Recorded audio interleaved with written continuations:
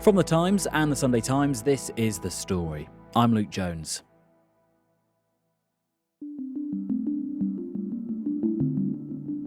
We've had weeks of hearings, the evidence of 166 witnesses, and a trawl through 180,000 documents, including WhatsApps.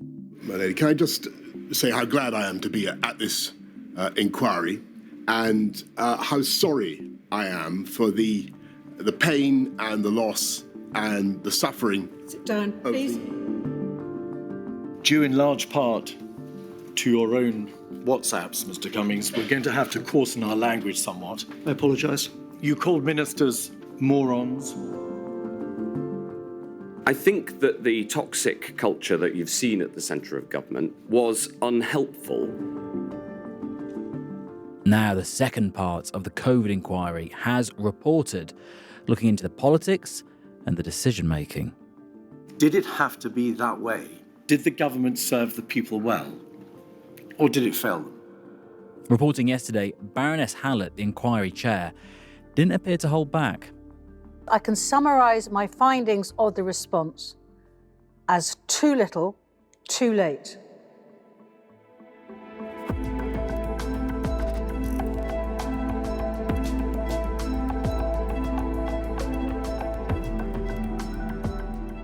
Our reporter, Eleanor Hayward, has been through the report.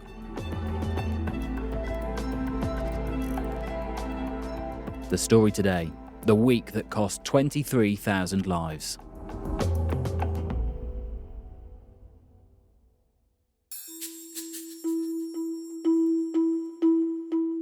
Eleanor, we've got you just so you come back from this COVID inquiry, Module 2 report, lock-in. I've never been to a lock-in, pub or otherwise. How does this work? You get given the report, but you can't tell anyone?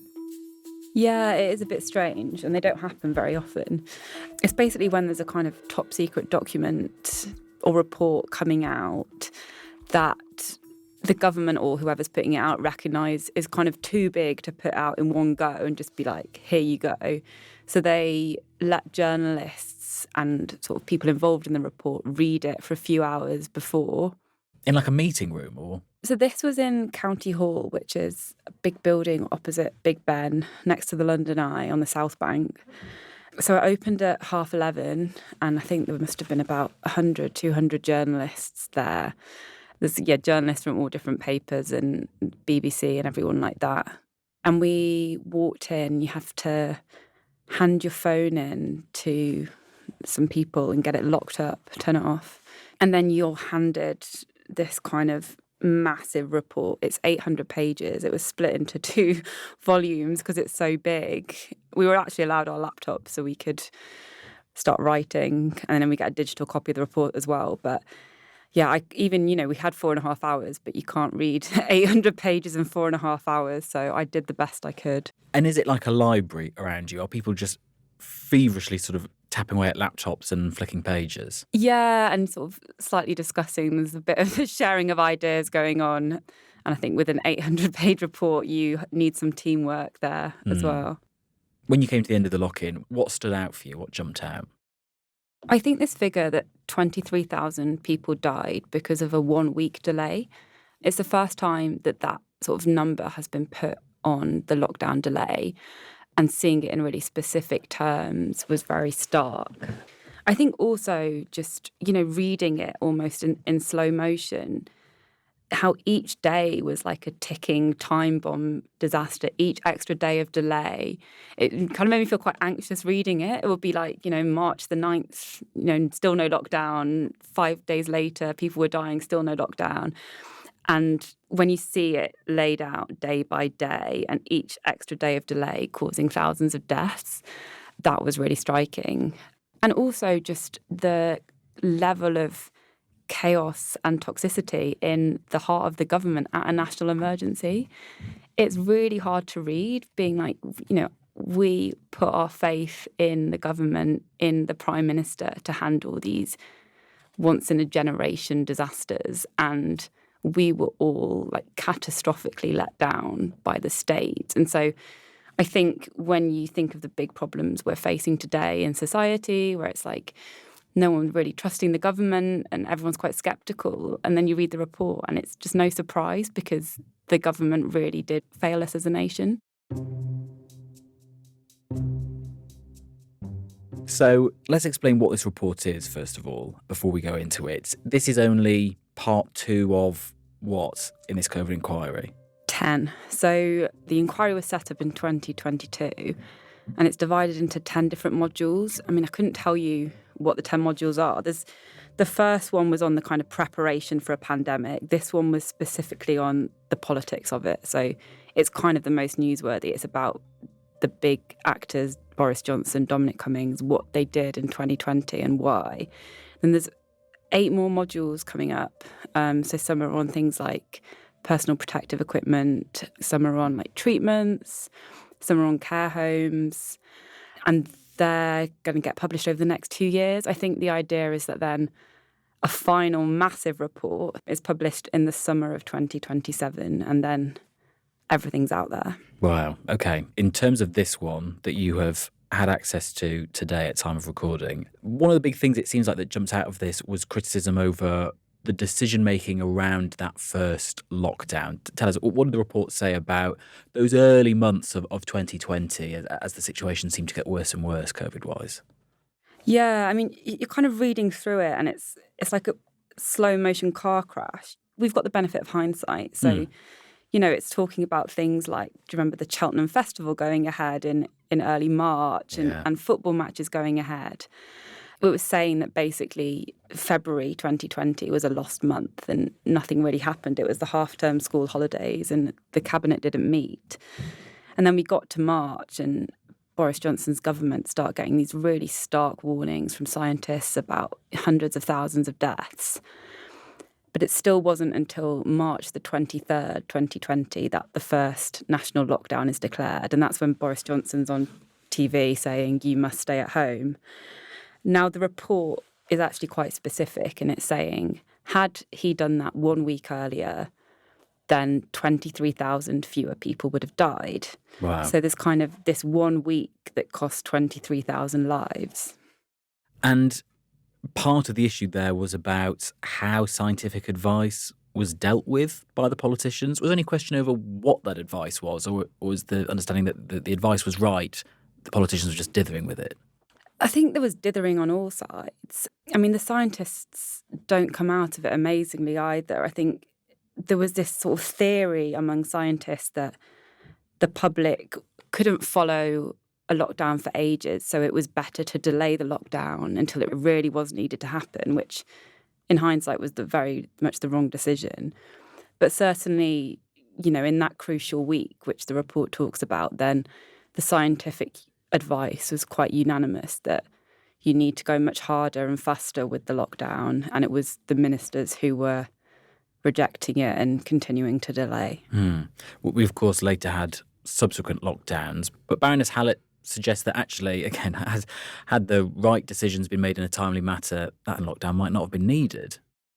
Yeah, her report, she kind of says that obviously we need these strict measures earlier, but then she also says that had the measures been introduced much earlier, then obviously that would have limited the spread of the virus. So then she says we might not have had to have these really draconian measures. We might not have had to make it illegal to get a takeaway coffee and things like that. We might not have had to, you know, do the rule of 6 and all those things. And I think if people remember, then during the pandemic, there was a big debate about the approach of Sweden, which had the Swedish model. The Swedish model. So the Swedish model was a kind of lockdown, but not by law. So people were trusted to stay away from others. And Baroness Hallett was saying that, especially in the autumn, if they'd have been a bit more wary of letting the virus spread out of control and just done a few more limited measures earlier on, then these really draconian restrictions on liberty might not have been necessary. But she also, it's a bit confusing because then she also lays into lockdown skeptics, sort of people who were saying, we didn't need any lockdown, you shouldn't have done it. She said that they were wrong because she said that would have led to a loss of life on a scale that was unconscionable and unacceptable. And of course, this is so difficult because, as you say, so much of this is in hindsight and they didn't have the benefit of all of this information at the time. However, it seems like she's quite scathing about some of the personnel involved. So let's go through some of them. Obviously, Boris Johnson is one of the most key figures here. What does she say about him? Yeah, she's scathing of him. I mean, I think we've heard a lot about Boris Johnson, but it was still shocking to read it all again. I mean, there was a few elements. There's obviously he's in charge of Downing Street, and the culture in Downing Street is completely chaotic. And that's from everything from the meetings being chaotic and being sexist and there not being enough women in the meetings and then being kind of a macho, like shouting match culture. And then also he's at the really critical moment, so deciding when to have a lockdown. He's, portrayed as just being unable to make his mind up. He's going back and forth and having debates with himself. And in those moments where Britain really needed a firm decision, we've got basically a dithering leader who can't make his mind up. And also it's interesting reading your reporting on it, not just the way decisions were made, but how frequently they were made and changed. And just reading your the pieces you filed about Hallett saying that the changes to lockdown rules themselves were frequent and complex, which fueled confusion. And then she points out how police and people meant to enforce those when it seems like every other day they're changing.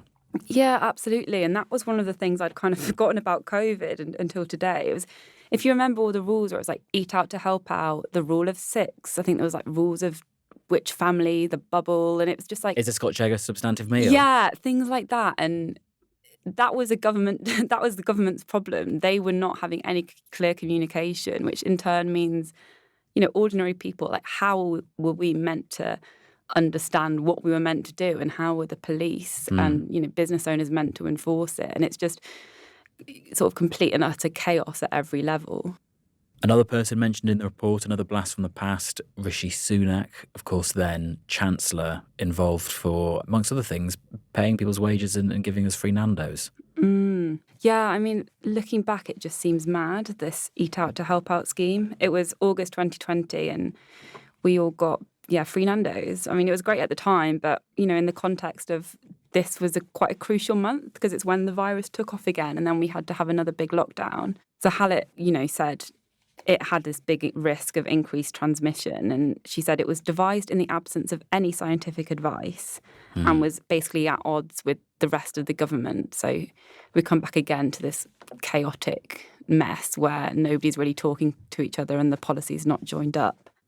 And you mentioned how she's criticised the chaos in Downing Street and the toxic and sexist culture, as Baroness Hallett has it. Also responsible for that, she points out, is Dominic Cummings, then Chief of Staff. Yeah, the report's pretty damning about Dominic Cummings. To be fair to him, he comes out relatively well early on in that he was one of the figures in March, using stronger language than this, but saying, the NHS is doomed if we don't lock down now.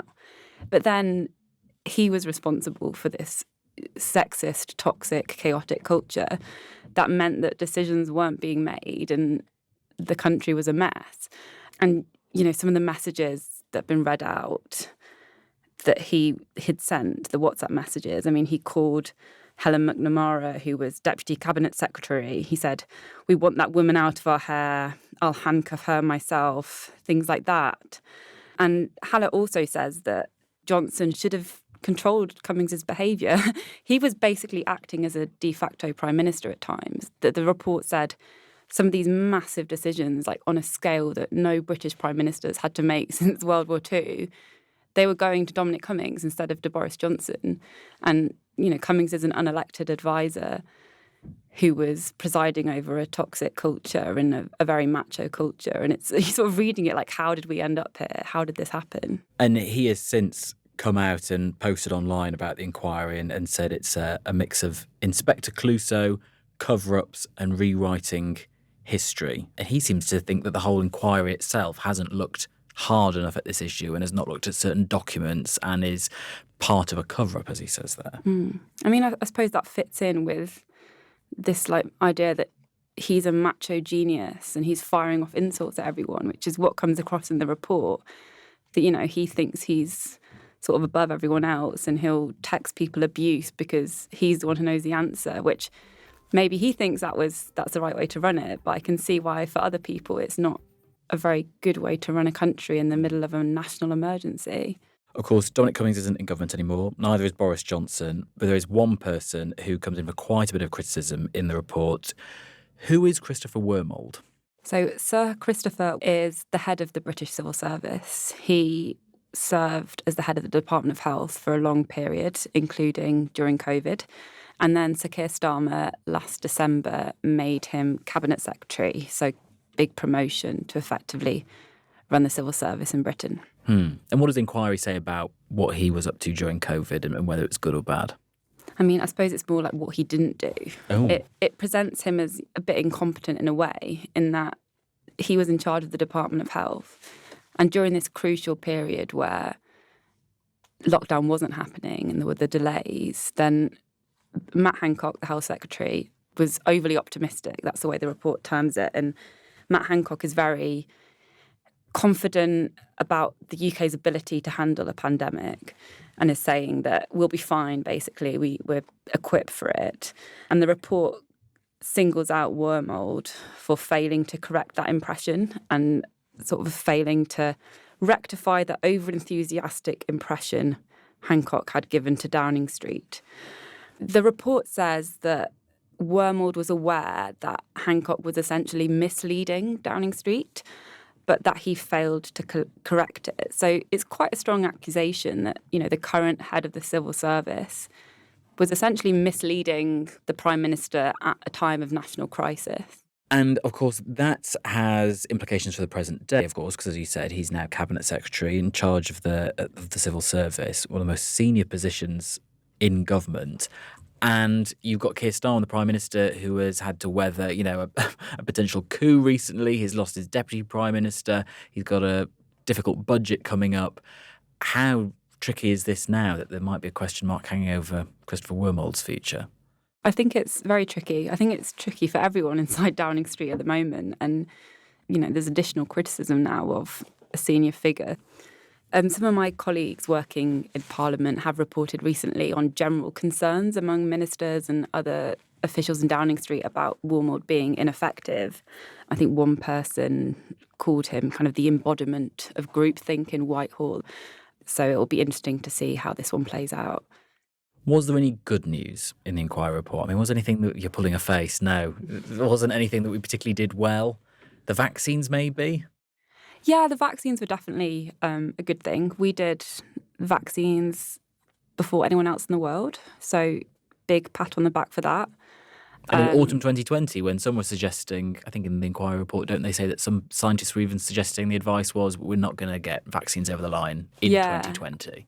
I mean, I remember at the start of the pandemic covering it and people saying it will definitely be at least a year until we get a vaccine. And it was actually December. So, that's huge. That gave us all fewer months in lockdown, which I think we're all very grateful for. But the kind of mass death that the UK experienced, worse than other countries, at the beginning is kind of hard to get over.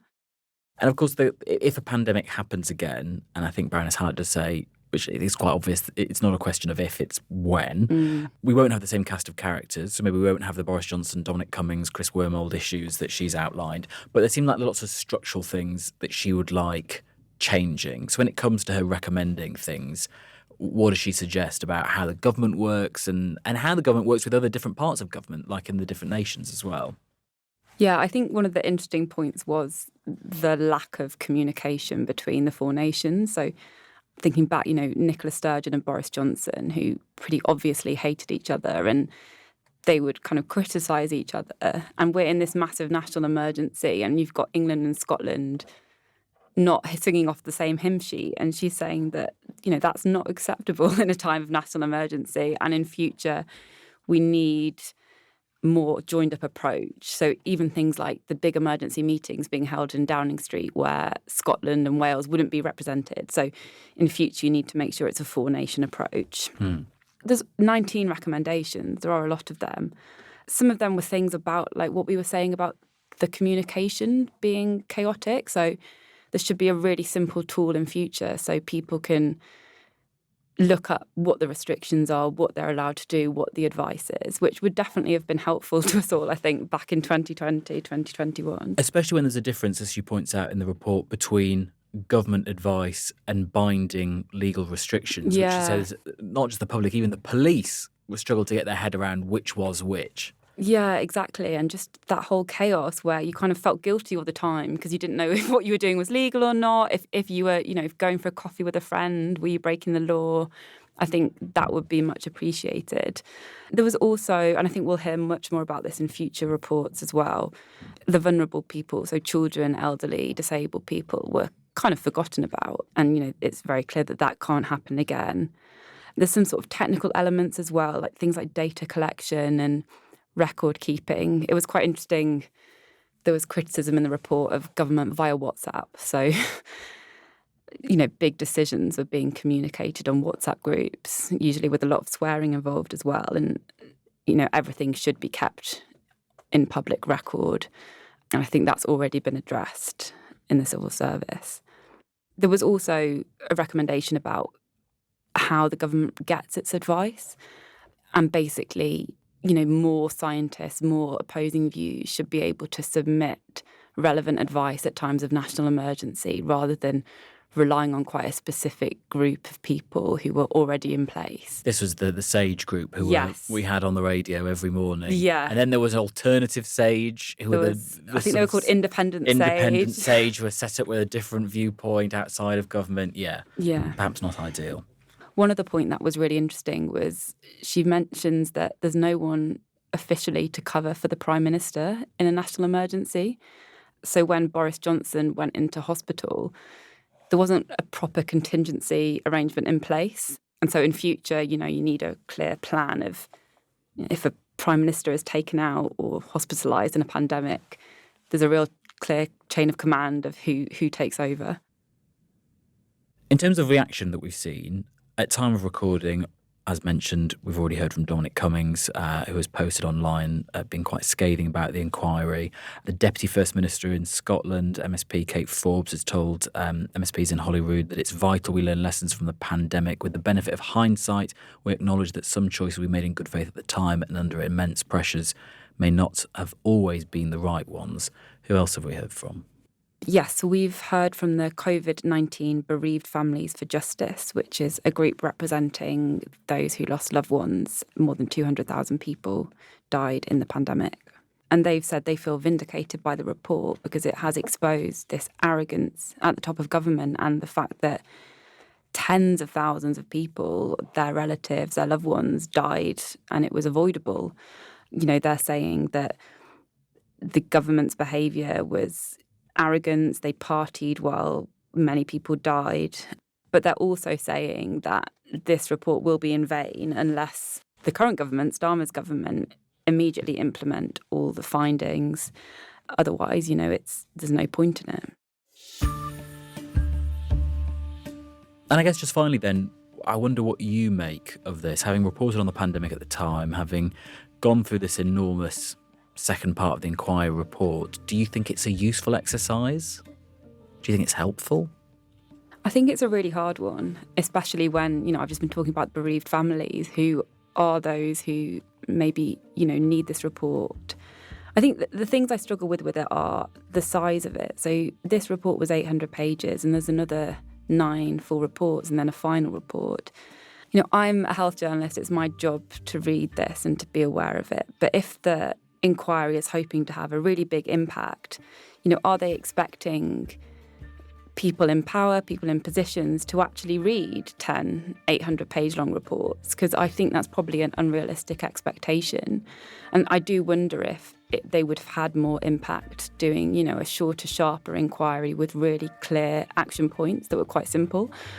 But then there's also, I suppose, a benefit of having, like this report has done, where there's no room for doubt about what happened. It goes into painstaking detail for every single meeting, every single message, every single email sent at all the key points. So you've, got this record, a public record now, which will forever be there. If you want to know what happened on March the 15th, 2020, you can go to the report and you'll see who said what, when, what meetings happened.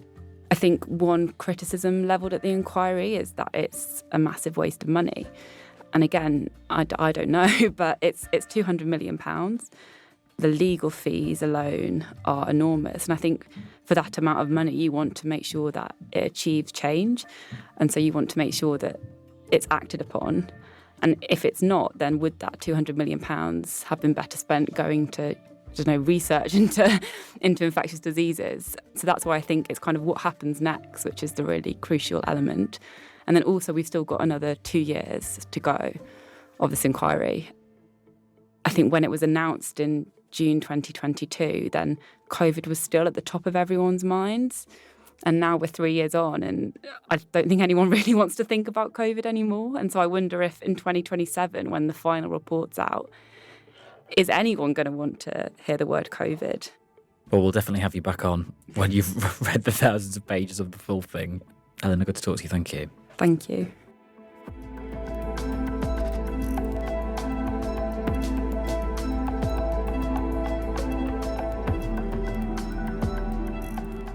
That was Times health editor Eleanor Hayward. There is more comment and analysis of the inquiry's second module report over at thetimes.com if you've got a subscription.